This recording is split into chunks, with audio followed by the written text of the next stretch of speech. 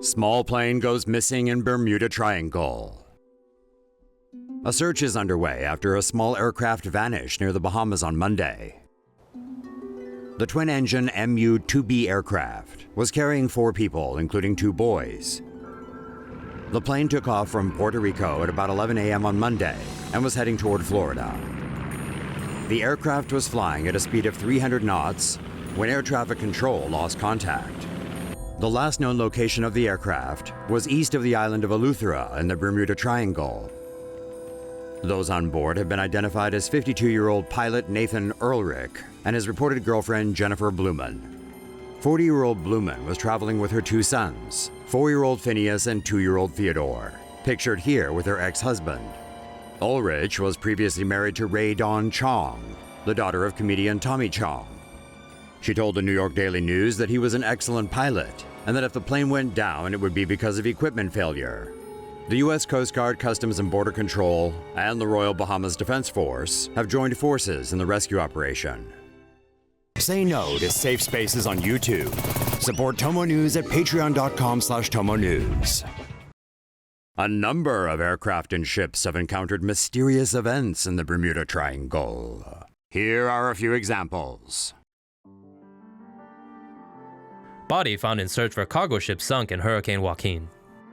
The U.S. Coast Guard said its crews found a body and an empty, heavily damaged lifeboat in their search for the cargo ship FARO, believed to have sunk after it went missing off the Bahamas in Hurricane Joaquin. The cargo ship FARO departed from Jacksonville, Florida on September 29th. The ship was en route to Puerto Rico with supplies when it lost communication on Thursday near the Crooked Islands in the Bahamas.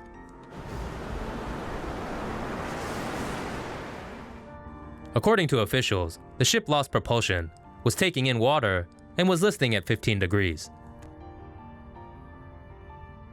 On Sunday, the Coast Guard spotted 2 large debris fields containing items identified as coming from FARO, including cargo doors, styrofoam, and 55-gallon drums.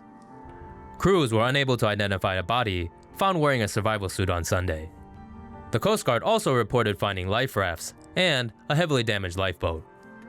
Rescuers are no longer looking for the ship, but are continuing the search for survivors, the Coast Guard said in a press conference on Monday. Missing cargo ship sailed directly into hurricane path despite hurricane warning.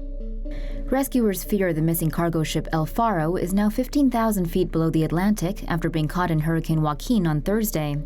On Tuesday morning, Hurricane Joaquin was only a tropical storm that would not interfere with the FARO's route from Jacksonville to San Juan. However, when the ship set sail at 8 p.m., a hurricane advisory had already been issued for the Bahamas. The ship's captain reportedly monitored the weather and was not alarmed, even as the vessel was now in the direct path of the storm. Thursday, the ship lost power near the eye of a Category 4 hurricane with winds blowing at 130 miles per hour, seas 50 feet high, and 0 visibility. The ship is believed to have sunk. A life ring, a damaged lifeboat, and survival suits, one of which contained human remains, have been found among the debris. The Coast Guard is currently still searching for any of the other 32 FARO mariners that could have survived. Boston-bound cruise ship runs aground on reef north of Bermuda. A Norwegian cruise line ship, the Norwegian Dawn, ran aground on a reef off Bermuda on Tuesday after temporarily losing power. A Norwegian cruise line ship carrying 2,675 passengers and 1,062 crew members ran aground as the ship departed for Boston from King's Wharf in Bermuda at 5 p.m. on Tuesday evening. Shortly after leaving Bermuda, the cruise ship lost power. Problems with the ship's electricity-producing generators shut down the ship's motors, which in turn affected the ship's propulsion. This caused the cruise ship to run aground on a reef several kilometers north of King's Wharf. Norwegian Cruise Line said that all passengers and crew are safe. Tugboats responding to the incident managed to pull the ship off the reef, and the ship is now anchored nearby until morning. Say no to safe spaces on YouTube. Support TomoNews at patreon.com/TomoNews. Low oxygen dead zone found in Atlantic Ocean.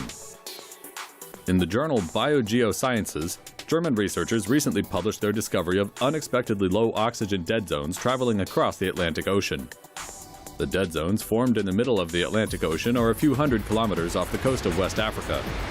100-mile-long eddies of swirling water create a wall around the central core of water, disallowing exchange of oxygen. This creates a very shallow layer of intense plant growth on top of the swirling water. As the algae start to die, they sink to the bottom and decompose, which removes oxygen from the water. The depletion of oxygen makes the water unable to sustain any form of marine life. This is the first dead zone found in the open seas. The traveling dead zone is likely to affect people living in Cape Verde, as it may put severe stress on the coastal ecosystem.